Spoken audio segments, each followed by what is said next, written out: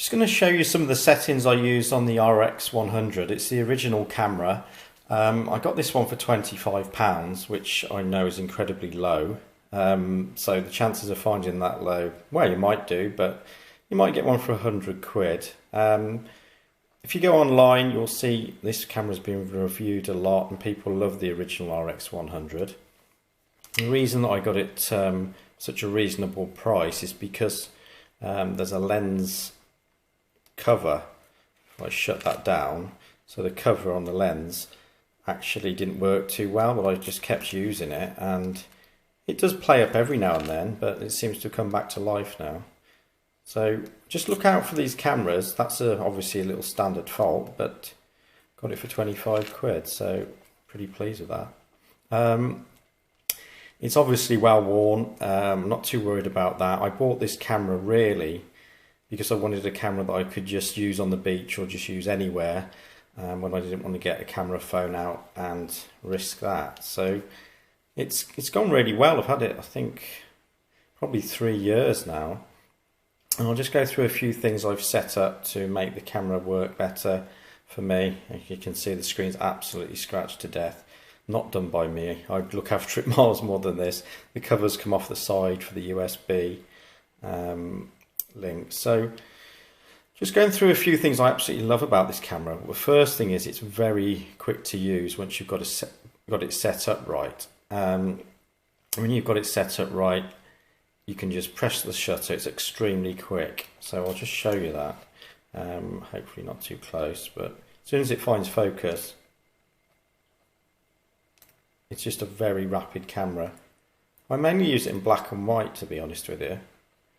There you go, it's just very quick to use. The other thing I really like about it is on the back of the camera, you've got shutter speed, aperture, ISO. You know, Sony do this really well. Very clear, very simple to read, understand. The tiny little histogram. You can set up this screen in a lot of different ways, but I keep it really simple. Center autofocus point. I've got spot metering in the middle there, but I don't actually use metering, as I'll show you in a minute. But just a very simple camera setup.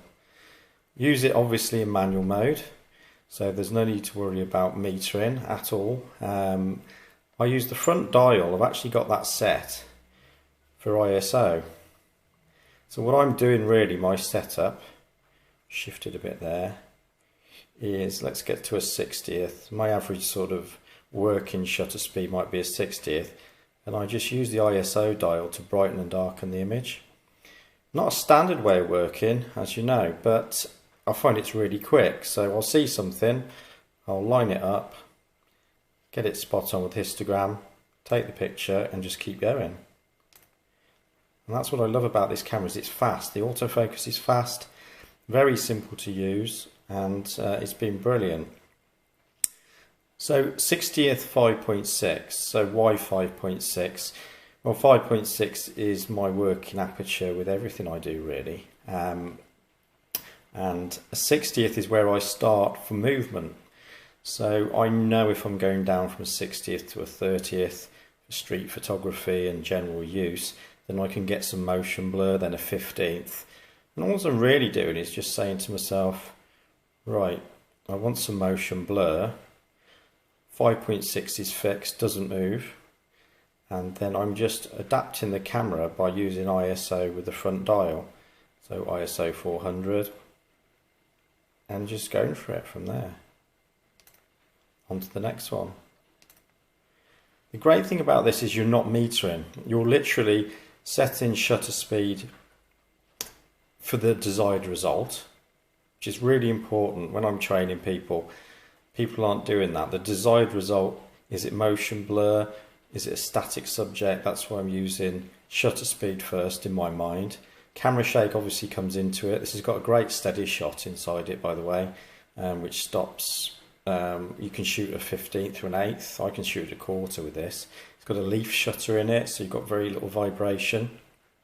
The f5.6, because this is a small sensor anyway, at 5.6, that's giving me a lot of depth of field. It's not really a camera that I'm thinking of using really for blurry backgrounds. I'm not trying to create a high, a great blurry background. I'm looking for more depth of field with this, street photography, quick snaps in black and white. So 5.6 with this sensor, if you get your app out, so you can go online and get an app, or you can look at the depth of field charts. 5.6 with this sensor is giving me a good depth of field for what I need. And then ISO 800, or ISO in general, is just me shifting to darken and lighten the image using the front dial. Really works well. Give it a go if you get hold of one of these. It's a very quick way of working. I'll just run through the menu. Let me just find the menu button. So let's see if we can get it focused and I can keep my fingers still. So let's just go back to the beginning and see what we're doing. So, you know, I'm just using normal aspect ratio, quality's fine. There's a few things in there you might want to look at. I'll scroll through and talk about the odd one. I'm not going to go through every menu setting, we might do another one on that. Drive mode single shooting is what I use for every camera that I get hold of, for many different reasons, but I'll just scroll down, you can see them, and then you might be able to copy a few. We'll do another menu. So metering, this is a big subject, why I don't use metering. I've got another video, do you actually need metering? Well, if you work manually with a digital camera and you're actually seeing the image on the screen like you are with this, it's equivalent of a mirrorless camera without a viewfinder. So do you actually need metering? No, I haven't used metering for at weddings. Just don't use metering ever. There's no need to. I can take a picture with a 5D, check it very quickly, and then shoot that scene for the next 10 minutes and it will be pretty much the same. So yeah, I don't need metering. Just go down through a few. Obviously I'm working in black and white at the moment with this camera. So noise reduction is a big thing. So I do want noise reduction on. These files are great up to about 800, 1600. I don't really like, you know, golf ball size grain really, but black and white, 800, 600, 800 or 1600 ISO is absolutely fine. Steady shot, definitely want that on. It's extremely good. I mean, Sony had this sorted for a while. That's it. So, you know, that's the standard setup in there. I'll scroll through the rest of them. I think we'll have to get this on a little tripod and maybe go through all the menu settings just so you can look back and have a quick look and stop the video. You can see what I'm doing through there, and then maybe we'll look at later on at doing another one. It's right to the end.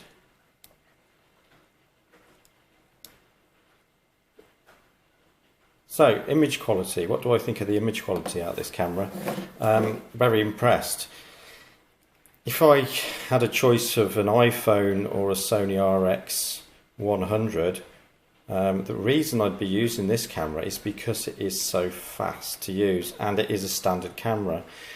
There's different reasons for using different cameras and people think it's just about image quality. I might use this camera because I actually want someone to know I'm taking a picture of them. And that sounds really strange, but if you're in a position where you're able to move around with people, say acting like a tourist, then it's good news to act like a photographer but a tourist with a camera. So, you know, even with a 5D or a big camera, just when you're doing street photography, just have a go at that.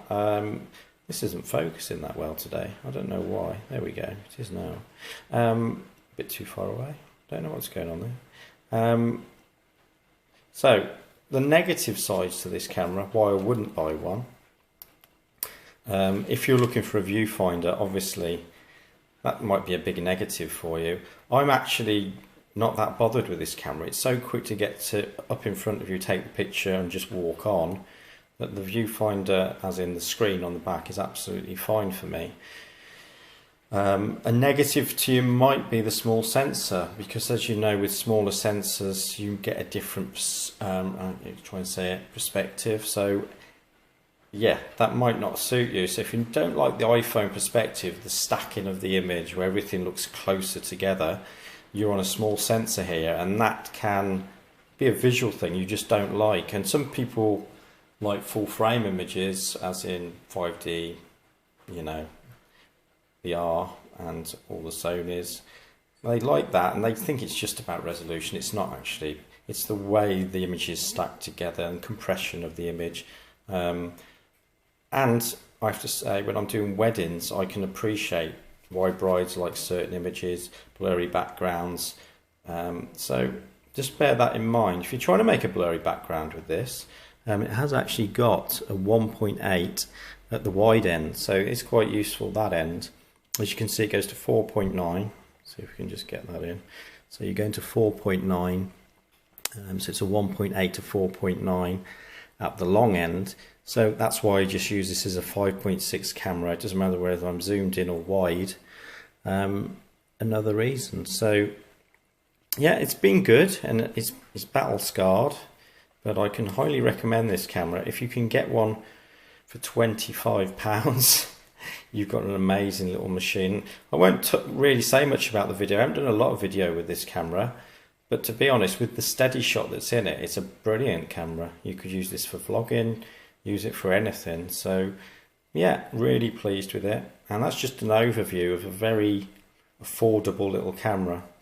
If you're wondering why I like affordable cameras, and it's not just because of the cost, it's the fact that you should, no, I shouldn't say you should, but I spend my money on actually putting fuel in the car, getting out there and being out there. So it's the equivalent, if I spent £3,000 on a camera, you know, let's just think about it. I could probably be out for 2 months in time.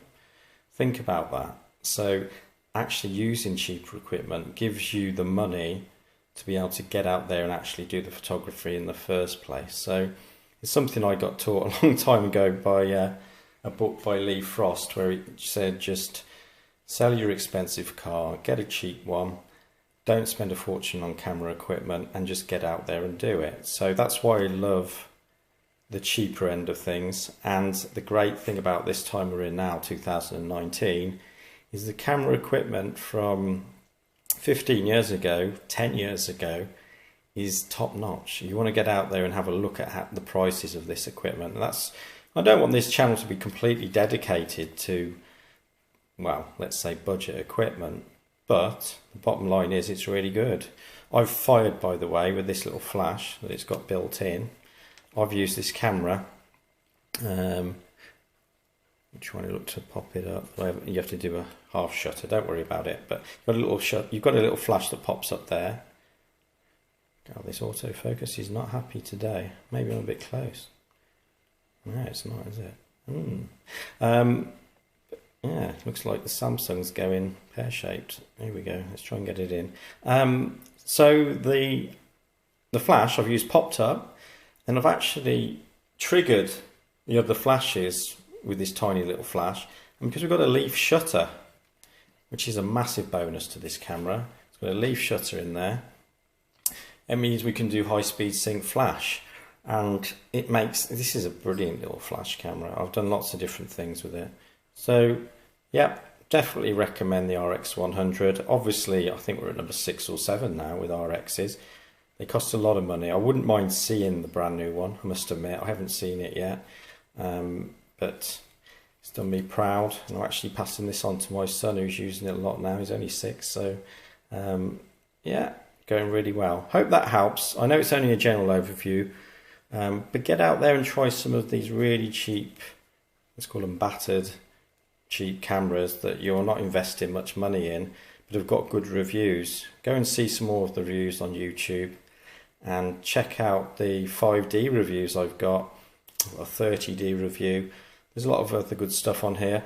Worth subscribing if you wish. I mean, I'm trying to put out as many videos as I can that I think will interest you on photography. And we're also going to look at lighting. That's not bad lighting there, is it? So that's a £1,000 softbox. Not really, that's just a window.